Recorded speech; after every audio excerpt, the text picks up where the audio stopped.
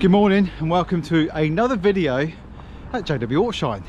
Now, if you've been watching our previous videos, you'd have seen that we had a 1980 registered local Mini, original old school Mini in green. Today is the day that we start to diagnose what is wrong with it. So I'm on my way down to see Ian at the Worx, and normally he's on the phone. I wonder if we're going to get a day where Ian isn't on the phone. I don't know. We're going to pop in and see how he's getting along with it. Here he is. Say good morning to Ian. Ian, say good hello to everybody. Hi mate, you alright? He's not on the phone. What are the chances? No, what are the chances, on mate? On the kettle this morning, He's mate. on the kettle. So listen, we've got this old car, which has got some pretty poorly tyres on it, and we only pumped that up last night. It's dead. But thank you to Mini Sport, we have some tyres.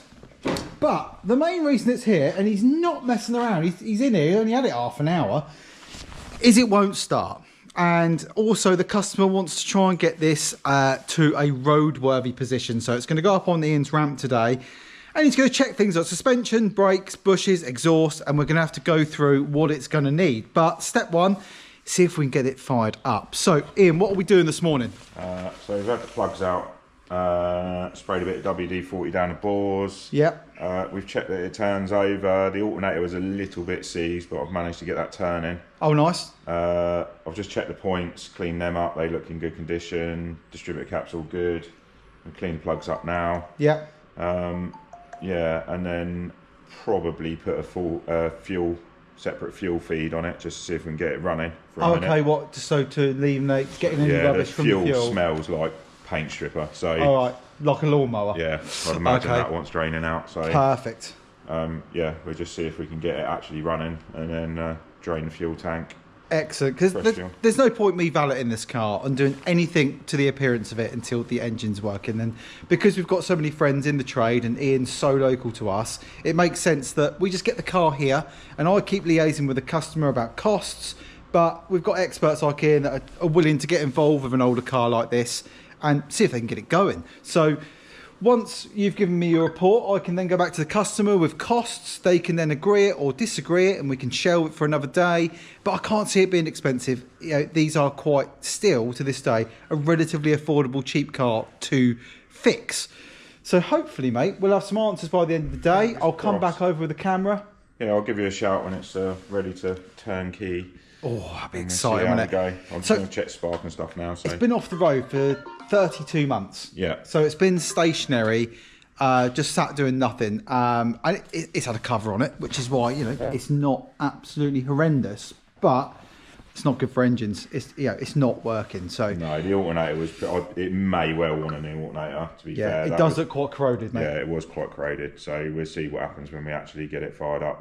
I've given it a turn with a spanner a couple of times, and it seems to have freed up, but yeah, we'll have to see on that. But it's not a biggie if it does need one. So perfect, mate. I'll let you get on. All right, nice one. I'm going to come down and see Ian. Probably 3 or 4 hours time. See what his list entails. We'll get these pieces, whatever it needs, priced up for the customer. And I can't wait to see it underneath. Actually, I want to see how rusty it is or rusty it isn't. So when it's up in the air, we'll have a look underneath, and we'll go from there. We'll catch up soon. Oh, I've had a call from Ian. He's got an update regards to Mini, so I'm going to take a little wander down this nice little stretch of gravel path. And apparently he's made a breakthrough, so that is good news. Go and have a look what he's been up to. Hopefully it's good news. Right guys, so approximately 3-4 hours later since I've left it with Mr. McCutcheon, he has some news. Show us the news, Ian, please go. Wow, she's a runner.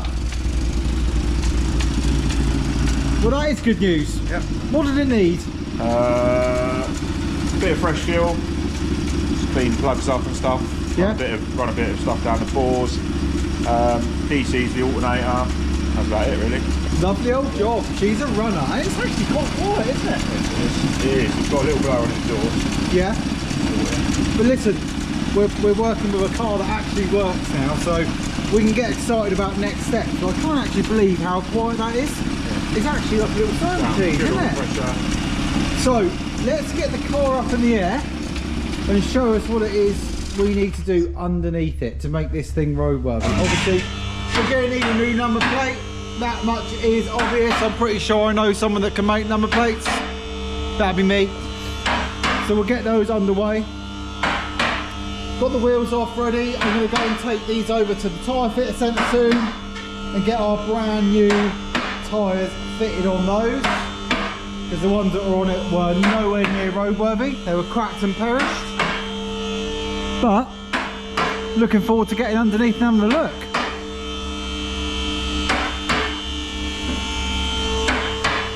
Proper car right there, look. You do like a R8 V10, isn't it? Yeah, V10 that one. Yeah. I digress. Right, let's look at the 30 horsepower car. So right, what we got? So we've got this here. Right, okay. That's what remains of the bush that should be sat behind this washer here. Oh, all right, okay. So that one's replacing, obviously. Lovely, right. Obviously we've got an exhaust blow. Okie dokie. A little bit of an oil leak from dry shaft seals, but it's quite a common thing on these, and the selector seal as well up here for the gear selector. So what about engine oil leaks? What's all the fluid that's on my workshop? Well, floor? this would be engine oil because the gearbox is. Oh, okay. I don't know anything about this. So right, okay. The gearbox is actually sat underneath the engine. So you've got the block here, and then this comes down. So this would be gearbox here. I'm a complete novice, by the way. I only know about Fords. Go on. So, all right. So what can we do to solve that issue then? It's just a seal. So this will want a seal in it. Yeah. And then 2 dry shaft seals, really. Okay. We've got a bit of bind on this brake here, so that needs looking at. This boot obviously needs a bit of a decent clip putting on it. Okay, right. And stuff. What's the bush like this side? Again, the bushes are still intact this side, but they're starting to perish. So may as well put a pair of those on. Put a pair of them on. Okie dokie. Obviously, the exhaust isn't in great condition, but it is solid from here back. So I think it's probably blowing up here on the manifold. So where it joins up to the manifold. Right. They're quite a common thing, and normally it used to be due to the engine mount. So when the engine rocks, because it's quite solidly mounted. Pressure. It puts pressure on that joint. Right. It may just be the fact that it's just been sat around, possibly. Mate, I was just pointing out the floors are in good order. Yeah, it is in good order underneath. It looks like it's been coated, similar to what you do. But I'm really shocked. I mean, this has been sat up on an old wet driveway. So we've obviously got a fuel pipe leak here. Oh wow, okay, so that is a safety issue. Yeah, so that's perished. So okay, so that's just one that goes from the bottom of the tank to the main fuel line going up to the car. What's the condition of the steel fuel lines? Are they looking okay? Yeah, they're all looking good. Right, all the brake pipes pretty much. This one's a little bit corroded here, but it's not horrendous. Right, okay, so maybe give it another year. So yeah, I think that'll be all good. An exhaust back box looks okay. Doesn't look like it's an oldish one, is it? I think the exhaust is fairly new from what it looks. Is there anything you can do to preserve the finish of an exhaust? Not really, is there? Really. Just got to use the car. Ceramic coat it, possibly with get it ceramic painted. Yeah. We'd probably preserve it like a paint. But the floor, I'm actually shocked, mate. I mean, most of these things have rotted out by now. Yeah, I mean, even the subframe and that all looks pretty good. And when you consider, it's an 80s car, it's an 1980 actual registered car. Most of these are in the bin. Yeah. They're in the skip, aren't they? And I don't reckon this hasn't had a restoration, has it? I don't think so. Or do you think it's had bits? It might have had a light one at some point. Yeah, because that don't look very factory. No, it's definitely had welding and bits and pieces here and there. I mean, there's a couple of bits that are just starting now, so it's quite surfacey there. And there's a little bit of a hole starting in that corner there. I'm pretty shocked though, mate, to be fair. To what I thought it was going to be under here. There's nothing really structural that you can see that is going to cause... No, but not here. All these are intact. All the seals are intact. Yeah, lovely. Even this, they're always bent over here. Yeah. And gone. It's actually in good order, isn't it? Even the wheel arches. Yeah. It's got adjustable suspension on it and all that. Any shock absorber links or looking good there? Good, yeah. Yeah, all so good, a light commissioning is all this is really going to want to make it go on the road. So brake binding, I take it that'll be take the drum off. Take the drum off and just have a look, see what's going on there. Okay. Obviously, it does turn, but it's just a little bit stiff. Yeah. Just want to clean up, bit of dust in there. Any restrictions on an engine with no power, you'll feel it down the road, won't you? Instantly. Yes. Right, okay, so far then, we're going to need some bushes, we're going to need a couple of seals, drive shaft oil seals and a gear selector seal to stop those oil leaks. I mean, worth chucking a service through it when that's done. Yeah, I have checked the oil. The oil actually looks pretty good in it. It's pretty clean, the oil in it, to be fair. Yeah, it's not too bad. All right, well, we can always ask the customer what I think, you know, she wants to get out and use it. It might be worth changing that. I mean, that's the worst of the conversion here, and on the front panel where they always go. Yeah, both sides. It's quite bubbly, just going up into the wing there as well. Listen, we're not here for that. We are just trying to get this roadworthy, and then, you know, a lick of polish at the moment. The only other thing is we've got no electric, so we've got no lights at the minute. Yeah, nothing electrical, heater.